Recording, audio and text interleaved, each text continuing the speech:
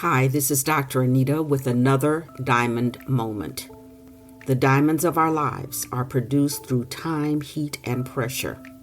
When we carefully evaluate where we've been, we have the ability to either move in another direction or continue the course. I'd like to read to you one of the affirmations from a Diamond Journey journal, Becoming is a Process, and hopefully this will speak to you. Kindness. I am kind. I seek to have others around me who are kind. I understand that the kindness expressed to me is a gift. I know that when I extend kindness, it is a gift to others. I'm kind because that is who I am. The reason that I read that is that I had the opportunity very recently to experience a negativity for my kindness, and that's an interesting thing. When you are a person who has the ability to feel the hurts of other people, you're much less likely to intentionally give that hurt to others. But what happens if you don't have that insight into yourself?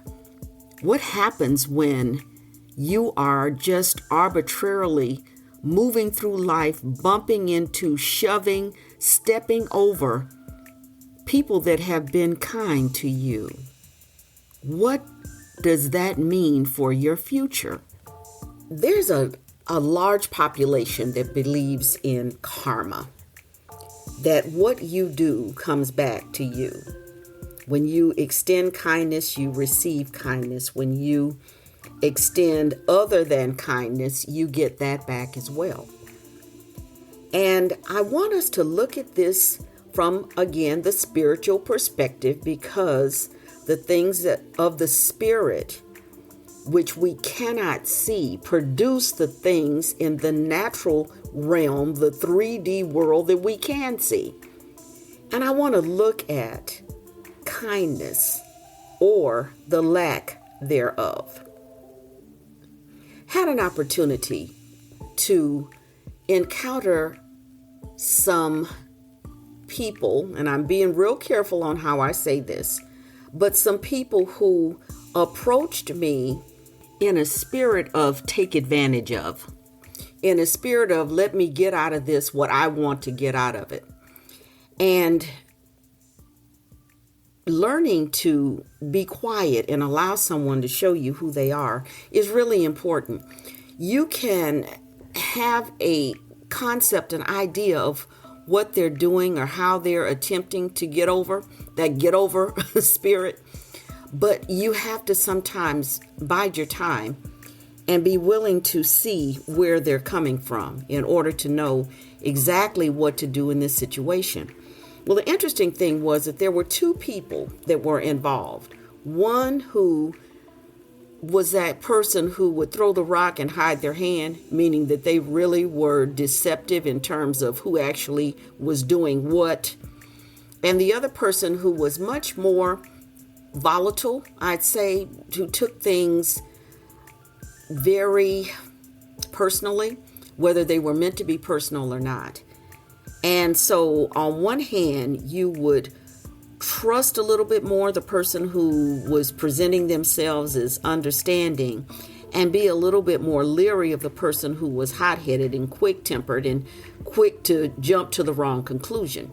Well, as we move forward in this whole situation, I was able to find out that that person who was willing to throw the rock and hide their hand was really the culprit. And the other person who was popping off, who was mouthy, who was always so quick to run to offense, was actually the person that was really more helpful.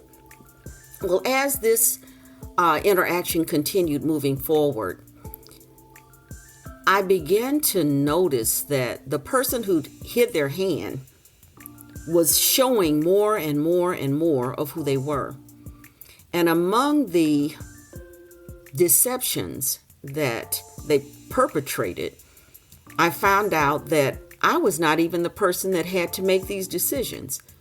So moving this particular interaction forward as far as I could, I handed over the reins to another person, and they were to carry it from that point forward. Well, the person that had been mouthy and popping off, when I expressed to them that, I'm not the person that you need to talk to, is someone else, they again jumped to the wrong conclusion and got mouthy and popped off again. The other person was simply removed from the situation, so they were no longer an issue. But as the reins were passed forward to the person who was going to take over, following what I did, I came to find out that there was again another ulterior motive at play. It's really interesting when you are in a situation and you find yourself being bitten by two different dogs in the same yard. Pretty interesting. And I realized that I had the unique opportunity to decide how I would proceed forward. And I had someone that I know and I care about deeply who told me that this whole concept on being kind, that people can be kind, but they don't have to be kind to you. So when you come into a situation where you've extended kindness and someone has repaid that kindness with an abuse, how do you move forward? What do you do?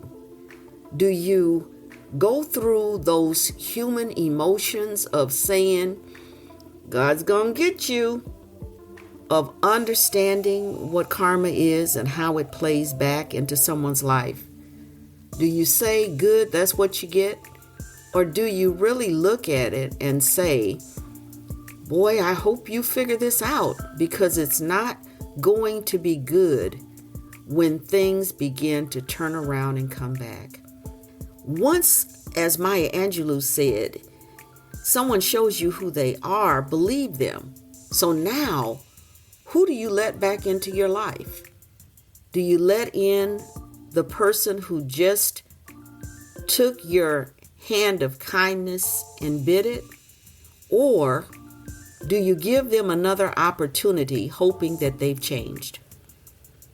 Well, in this particular situation in my life, I literally had to make a decision. The person who hid their hand and threw the rock, that one was pretty easy. Remove them and keep moving forward. The person who had been kind but would pop off and have so much to say, what do you do with that person? Especially when you're no longer in the position to be able to help or hinder. All you can do is pass along the information. Well, I would say do just that. Pass along the information and then remove your hands from the situation. So now you get to the person that the ball has been passed to. And what if they decide not to throw the ball back? What if they decide that this is my ball and I'm going home with it? What do you do with that? What do you do when the last person who has access to what's necessary decides that they're just going to say, flip it. Who cares? I'm out. How do you move forward in that situation? Because it's what you do, not what the other person does, that will either bring harmony into your life or retribution. What do you do? How do you move forward? And I would say, once again, it goes back to the kindness. Are you kind because someone is being kind to you, or are you just a kind person, period? As the affirmation said, I'm kind, and I seek to have others around me who are kind. So taking this same situation and learning from it, who do I want to be around me?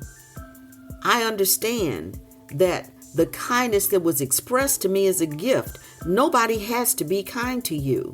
Nobody has to be nice. Nobody has to take time to listen to you. And I understand you get that in your heart, that I know that when I extend kindness, that I'm giving a gift to someone else. So now if I'm giving a gift of kindness to someone else and they're repaying me with deception and deceit and whatever, what do I do?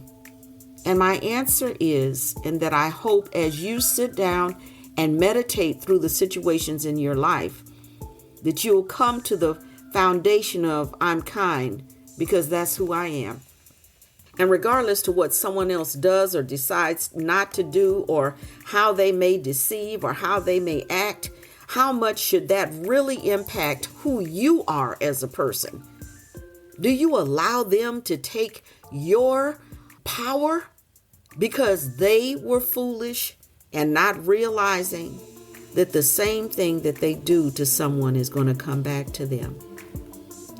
When they realize that they're not going to benefit from what has happened, and that it's not going to be what they thought. And I would say the people are going to show back up again. That old expression of what goes around comes around. The people are going to show up again. But it's your decision to decide how you're going to handle that. And so I want you to think on this, which is among the meditations in a Diamond Journey Journal. Becoming is a process.